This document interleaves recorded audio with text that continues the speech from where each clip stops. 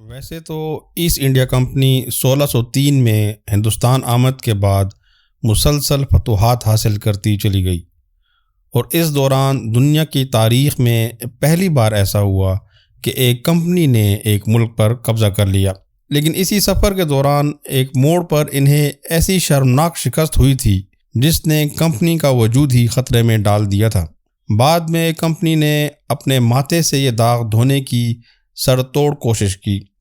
یہی وجہ ہے کہ بہت کم لوگ جانتے ہیں کہ سراج الدولہ اور ٹیپو سلطان پر فتح حاصل کرنے سے پہلے ایسٹ انڈیا کمپنی نے اورنگزیب عالمگیر سے بھی جنگ لڑنے کی کوشش کی تھی، لیکن اس میں بری شکست کھانے کے بعد انگریز سفیروں کو ہاتھ باندھ کر اور دربار کے فرش پر لیٹ کر مغل شہنشاہ سے معافی مانگنے پر مجبور ہونا پڑا تھا۔ واقعہ کچھ یوں ہے کہ انگریزوں نے ایسٹ انڈیا کمپنی کے قیام کے بعد ہندوستان کے مختلف علاقوں میں اپنی تجارتی کوٹھیاں قائم کر کے تجارت شروع کر دی تھی۔ ان علاقوں میں ہندوستان کے مغربی ساحل پر واقع سورت اور بمبئی، اور مشرق میں مدراس اور موجودہ کلکتہ شہر سے 20 میل دور دریائے گنگا پر واقع بندرگاہیں ہگلی اور قاسم بازار اہم تھے۔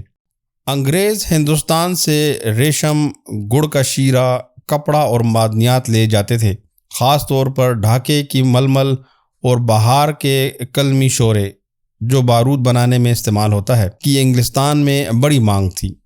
انگریزوں کے سامان تجارت پر ٹیکس عائد نہیں کیا جاتا تھا، بلکہ ان کے کل سامان کی قیمت کا 3.5% وصول کر لیا جاتا تھا۔ اسی زمانے میں صرف انگریز نہیں بلکہ پرتگیزی اور ولندیزی تاجروں کے علاوہ کئی آزاد تاجر بھی اسی علاقے میں سرگرم تھے۔ انہوں نے مغل حکام سے مل کر اپنے لیے وہی تجارتی حقوق حاصل کیے جو انگریزوں کے پاس تھے۔ جب یہ خبر لندن میں کمپنی کے صدر دفتر پہنچی تو ایسٹ انڈیا کمپنی کے سربراہ جوزایہ چائلڈ کے غیظ و غضب کی انتہا نہ رہی۔ انہیں یہ گوارا نہیں تھا کہ ان کے منافع میں کوئی اور بھی حصہ دار بنے۔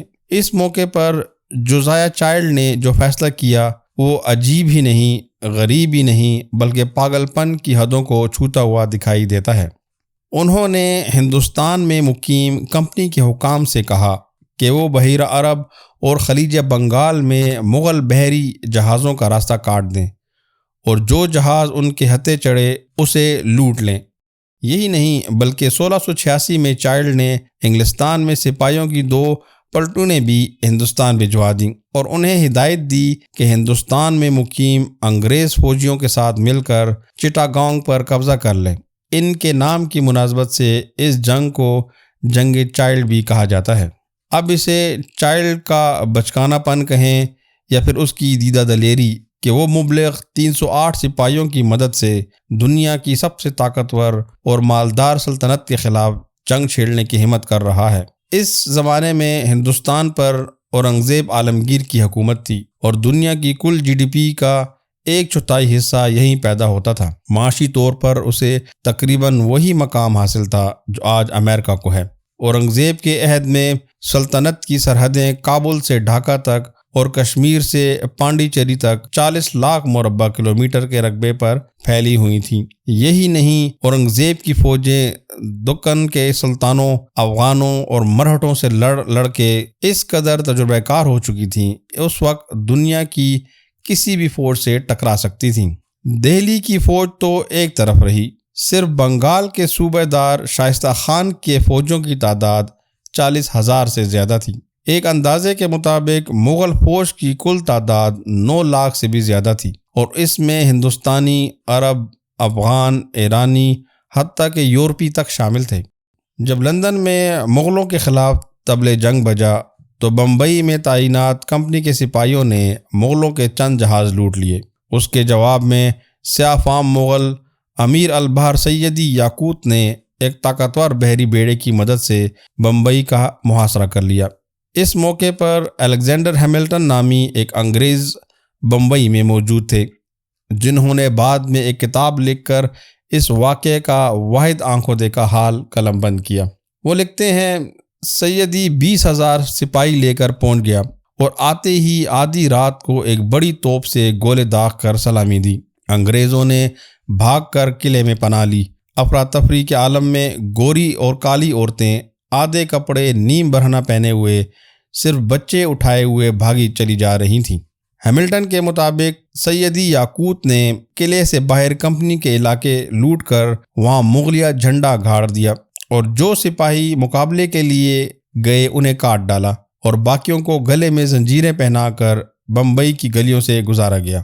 بمبئی کا علاقہ خاصے عرصے سے پرتگیزوں کے قبضے میں تھا۔ جب انگلستان کے بادشاہ نے پرتگالی شہزادی سے شادی کی تو یہ بندرگاہ اس کے جہیز میں انگریزوں کو مل گئی اور انہوں نے وہاں ایک مضبوط قلعہ تعمیر کر کے تجارت شروع کر دی۔ رفتہ رفتہ نہ صرف سمندر پار سے انگریز تاجر، سپاہی، پادری، معمار اور دوسرے ہنرمند یہاں آ کر آباد ہونے لگے، بلکہ بہت سے ہندوستانیوں نے بھی یہاں رہائش اختیار کر لی اور شہر کی آبادی تیزی سے پھیلنے لگی۔ اب یہی آبادی بھاگ کر قلعے میں پناہ گزین تھی اور قلعہ سیدی یاقوت کے نرغے میں تھا۔ جلد ہی اشیاء خورنوش ایک ایک کر کے ختم ہونے لگیں۔ دوسری طرف بیماریوں نے ہلا بول دیا اور قلعے میں محصور انگریز بمبئی کے مسموم موسم کا شکار ہو کر یکے بعد دیگرے مرنے لگے۔ ایک اور سانحہ یہ گزرا کہ کمپنی کے ملازم آنکھ بچا کر بھاگ نکلتے تھے اور سیدھے جا کر سیدی یاقوت سے جا ملتے تھے۔ یہی نہیں بلکہ ہیملٹن کی گواہی کے مطابق ان میں سے کئی مذہب تبدیل کر کے مسلمان بھی ہو گئے۔ سیدی اگر چاہتے تو حملہ کر کے قلعے پر قبضہ کر سکتے تھے، لیکن انہیں امید تھی کہ جلد ہی قلعہ پکے ہوئے آم کی طرح خود ہی ان کی جھولی میں آ گرے گا، اسی لیے انہوں نے دور سے گولہ باری ہی پر اتفاق کیا۔ یہ صورتحال ملک کے مشرقی حصے میں بھی پیش آئی، جہاں بنگال کے صوبے دار شائستہ خان کے دستوں نے ہگلی کے مقام پر ایسٹ انڈیا کمپنی کے قلعے کو گھیرے میں لے لیا اور آمد و رفت کے تمام راستے مسدود کر دیے۔ بنگال کا محاصرہ تو جلد ہی ختم ہو گیا اور دونوں فریقوں نے صلح کر لی، لیکن بمبئی میں یہ سلسلہ 15 ماہ تک دراز ہو گیا۔ آخر انگریزوں کی ہمت جواب دے گئی اور انہوں نے اپنے 2 سفیر اورنگزیب کے دربار میں بھجوا دیے تاکہ وہ شکست کی شرائط طے کر سکیں۔ ان سفیروں کے نام جارج ویلڈن اور ابرام نوار تھے۔ یہ کئی ماہ کی بے سود کوششوں کے بعد بالآخر ستمبر 1690 کو آخری طاقتور مغل بادشاہ اورنگزیب عالمگیر کے دربار تک رسائی حاصل کرنے میں کامیاب ہو گئے۔ دونوں اس حال میں پیش ہوئے کہ دونوں کے ہاتھ مجرموں کی طرح بندھے ہیں، سر سینے پر جھکے ہیں اور حلیہ ایسا ہے کہ کسی ملک کے سفارتی نمائندوں کی بجائے بھکاری لگ رہے ہیں۔ دونوں سفیر مغل شہنشاہ کے تخت کے قریب پہنچے تو اموال نے انہیں فرش پر لیٹنے کا حکم دیا۔ سخت گیر سفید ریش بادشاہ نے انہیں سخت ڈانٹ پلائی اور پھر پوچھا کہ وہ کیا چاہتے ہیں۔ دونوں نے پہلے تو گڑ گڑا کر ایسٹ انڈیا کمپنی کے جرائم کا اعتراف کیا اور معافی کی درخواست کی، پھر کہا کہ ان کا ضبط شدہ تجارتی لائسنس بھی بحال کر دیا جائے اور سیدی یاقوت کو بمبئی کے قلعے کا محاصرہ ختم کرنے کا حکم دیا جائے۔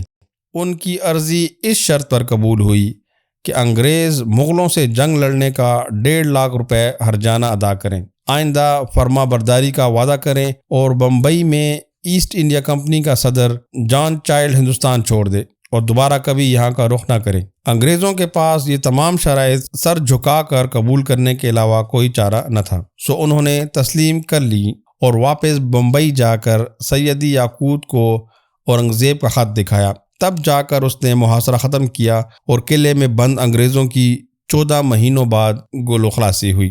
ہیملٹن نے لکھا ہے کہ جنگ سے قبل بمبئی کی کل آبادی 700 سے 800 کے درمیان تھی، لیکن جنگ کے بعد 60 سے زیادہ لوگ نہیں بچے تھے، بقیہ تلوار اور تعاون کی نظر ہو گئے۔ آنے والے برسوں میں ایسٹ انڈیا کمپنی نے ہر ممکن کوشش کی کہ اس خجالت آمیز جنگ کے واقعات کو انگلستان کے عوام تک نہیں پہنچایا جائے۔ چنانچہ کمپنی کے پادری جان اوکٹن نے 6 سال بعد جب اس جنگ کا احوال لکھا تو اس نے تمام تلمربہ مغلوں کی وعدہ خلافی پر ڈال دیا۔ اس پر کمپنی نے اسے 25 پاؤنڈ کا انعام بھی دیا، جو اس زمانے میں خاصی بڑی رقم تھی۔ اونکٹن اپنی کتاب میں جگہ جگہ انگریزوں کی بے جگری کا احوال بیان کرتا ہے، جنہوں نے 10 گنا بڑے دشمن کا ڈٹ کر مقابلہ کیا۔ یہی نہیں، وہ دعویٰ کرتا ہے کہ اس جنگ میں انگریزوں کو نہیں بلکہ سیدی یاقوت کو شکست ہوئی تھی۔ مزید یہ کہ اس نے مغل دربار میں انگریز سفیروں کے برتاؤ کا ذکر بھی سرے سے گول کر دیا ہے۔ ہیملٹن نے کتاب تو لکھی لیکن اسے شائع ہوتے ہوئے 40 برس بیت گئے۔ اس دوران پلوں کے نیچے سے اس قدر پانی بہہ چکا تھا کہ اسے کچھ زیادہ توجہ نہیں مل سکی۔ یہاں ایک دلچسپ سوال اٹھتا ہے کہ اگر اورنگزیب انگریزوں کو معافی نہ دیتے اور انہیں ہندوستان سے نکال باہر کرتے تو آج برصغیر کی تاریخ کیا ہوتی؟ اور پھر وہ وقت بھی آیا جب 1857 میں ایسٹ انڈیا کمپنی نے آخری مغل بادشاہ بہادر شاہ ظفر کو گرفتار کر لیا۔ یوٹیوب ایک بہت بڑی دنیا ہے اور آپ ہمیں کہاں ڈھونڈتے پھریں گے، اسی لیے ہمارے چینل کو سبسکرائب کریں، بیل آئیکن پر کلک کریں تاکہ ہر آنے والی نئی ویڈیو آپ تک بآسانی پہنچائی جا سکے، کیونکہ علم ضروری ہے۔